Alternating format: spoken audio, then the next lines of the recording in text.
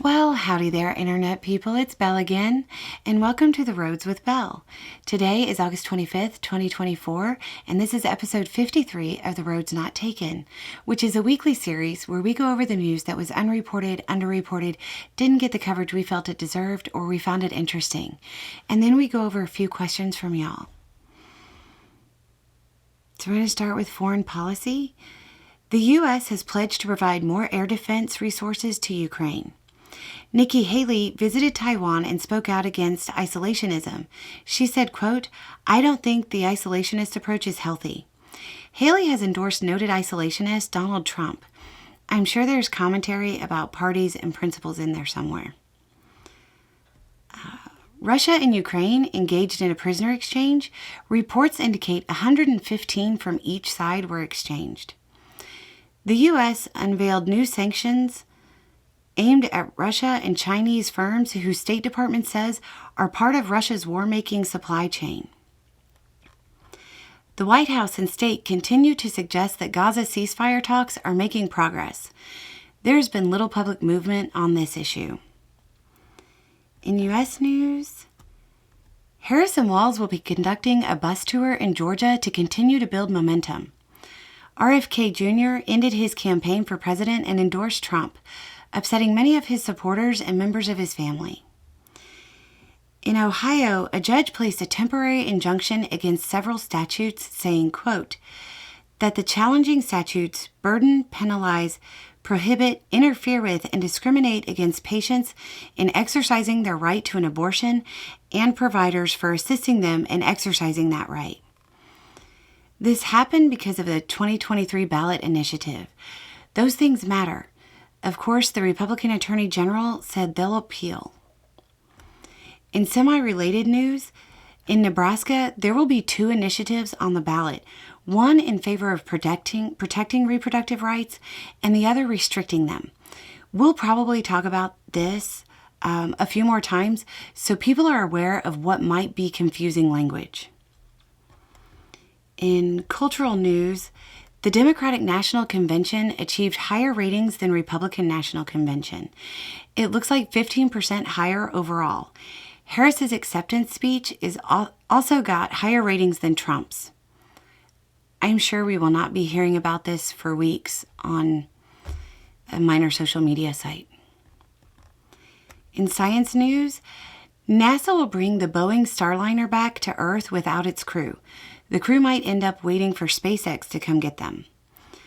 Chinese researchers claim to be able to heat lunar soil and retrieve water vapor. So this could create potable water on the moon. In oddities, Trump drew ridicule and mockery when he proclaimed this is a threat to democracy when talking about Harris's campaign for the White House. It's almost as ridiculous as when he said his administration would be great for reproductive rights.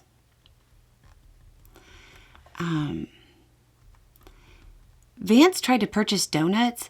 The staff at the store said they didn't want to be on film. He said he was running for vice president, and the worker responded simply with, okay. It was awkward. On to the Q&A. Why would you shave a horse? I'm lost on that. Do you mean trim? Do you mean bald? Okay, well, you do it for health and heat. My oldest gal, she's very old. She's the sweetest, and she doesn't shed her coat. It comes in very thick. At some point, people thought she might have Cushing's. She doesn't.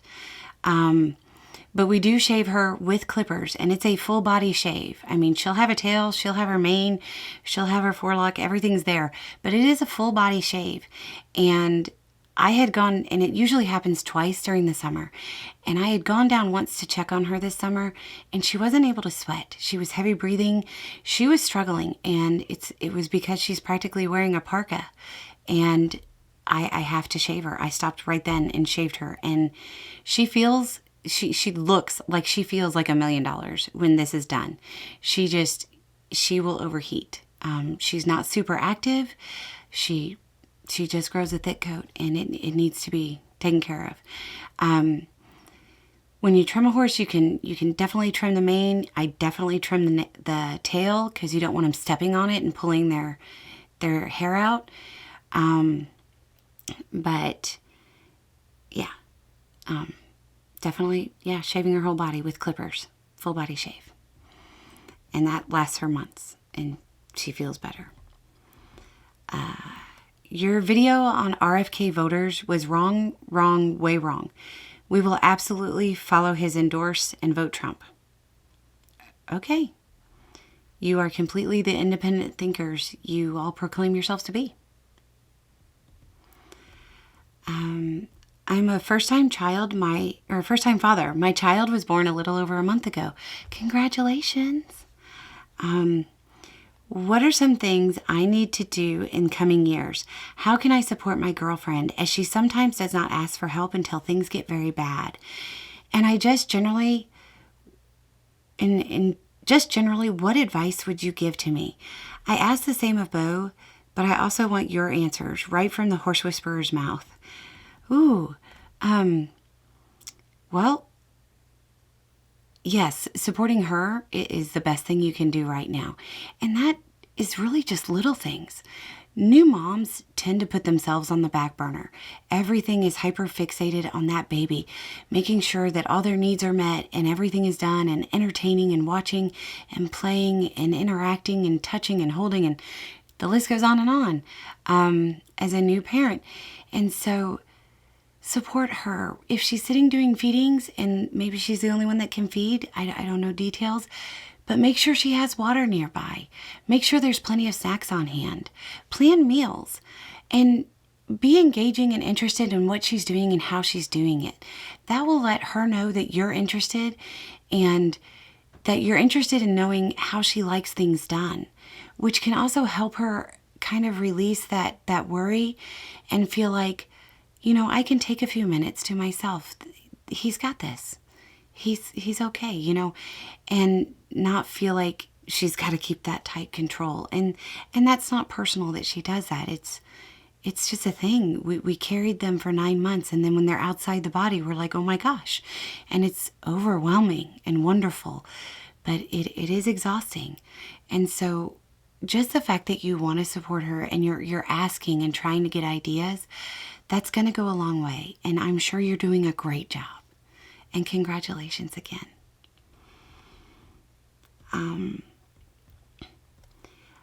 I didn't grow up with structure, and I've been unlearning the beat the child for their own good feelings. Don't exist parenting. Beat the child for their own good feelings. Don't exist parenting. We learned from the last generations. One thing I struggle with is teaching my kids to do chores because I always feel behind. I hate chores. I hate chores too. So do I. What kind of structure would you put in place with kids age 7, 10, and 13 when the only place they've had structure is at school? Obviously, we have an outline, but the details in the middle are missing. What we're doing isn't working, and I'm not sure how to course correct to teach them how to run a home now that they know they can say no, and I'll just give up and do it myself. Okay, well, all kids are different, and some kids are very responsible, can continue that structure that they've picked up from school and other places. Like, if I get this out, I know I have to put it away. Like one child, you can tell them they have to do X, Y, and Z before they go to bed, and those things will get done on their own. They can manage their time and do great. Another child, if I tell them they got to do X, Y, and Z before they go to bed, they'll think they can just stay up forever, and they just never have to get to those chores. And that's not how that works. Doing chores isn't fun. Nobody likes it. I don't like to do it either. Maybe make it like a planned family event in a way, like Sunday Fun Day. This is our cleaning day. We're going to get the heavy lifting stuff done, like mopping and scrubbing bathrooms and all of that done that day. And we're all going to do it together. And then during the week, if it's something like just regular pickup cleanup, which, we have these things. So pickup cleanup. Everybody has to get their stuff out of their living room, and take it to their room. And the first one back gets the controller that night, so it maybe make it a competition and a healthy competition. And if not, if there's bargaining things as far as, we're entering teenagers here and I don't have a lot of details, but I really want to go to whatever event. Well, then you really got to make sure your room's clean for that. And if it's not, you can't go.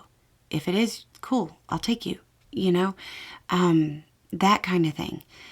And without knowing a lot of details of each kid or anything like that, it is hard for me to come up with a plan, but hopefully some of those ideas help you out. And let me know or write in again.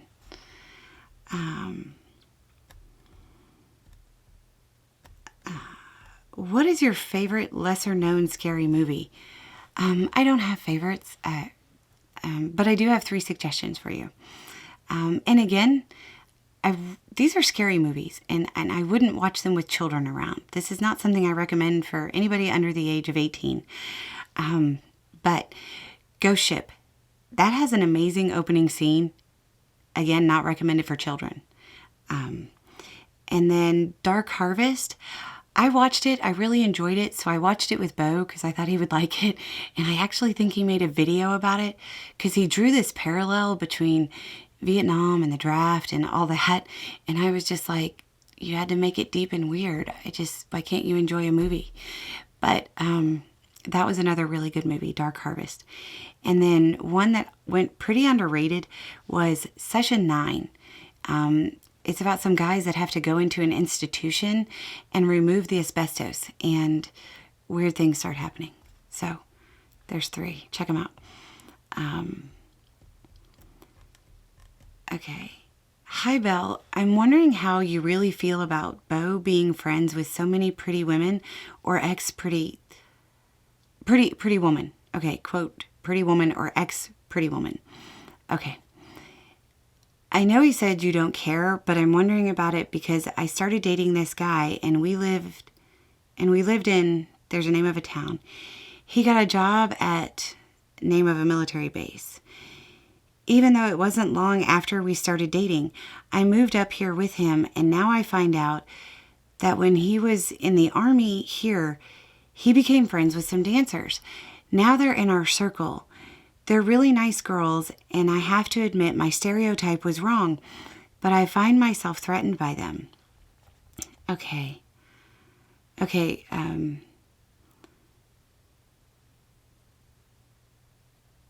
first, I realize I said base there. He's Army, so I'm sorry. It's a fort or a post. I often make that mistake, so I apologize.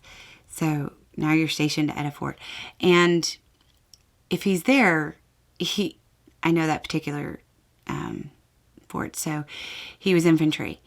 He probably does know dancers. That's completely normal. And as far as feeling threatened, there's 2 ways you can think about this, or 2 ways you should think about it, or maybe you have or haven't.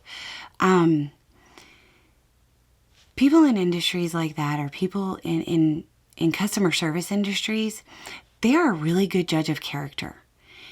If he was somebody that was like wild and crazy and disrespectful in his years there, they wouldn't be friends. So it means that he's a very good guy, and he's respectable and kind, and was probably the best person in his unit, to be honest, which is how they became friends. So that's a good sign that he has friends that are in an industry with customer relations and they like him on a friendly basis. The other thing I want you to think about is, let's say for a living you fix computers, like that's your job. When you've been at work all day doing your job and it's your day off, do you want to go over to your friend's house and fix computers? Probably not. So it's a job. What they're doing, it's a job. So I wouldn't feel threatened by that. Remember, I think what they're telling you is you've got a good guy, and that's just what they do for a living. So I wouldn't allow yourself to feel threatened. When it comes to my situation and you're referring to Pretty Women, again, it's a job. It's just not something that I think about. And I'm friends with people that have different jobs, all kinds of different jobs. So every job has skills and customer service industries, and they're just jobs. So I wouldn't feel threatened. But anyway, that looks like that's it. So a little more information and a little more context and having the right information will make all the difference. Y'all have a good day.